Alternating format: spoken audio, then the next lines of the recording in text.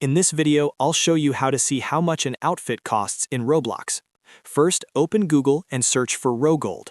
Click on the first link, which should be Rogold Level Up Roblox. This is a free browser extension, and it works on Chrome, Firefox, and most other browsers. Click on Add Extension and wait for it to install. Once it is added, it should show up in your browser. Now go back to Roblox and refresh the page.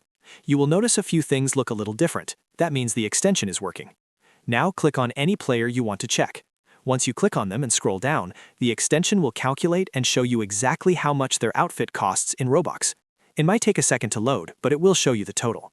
You can do this for any player on Roblox. Just click on their profile and scroll down to see the outfit cost. That is it. No Robux needed, no paid tools, just a free extension and you are good to go. That is how you do it.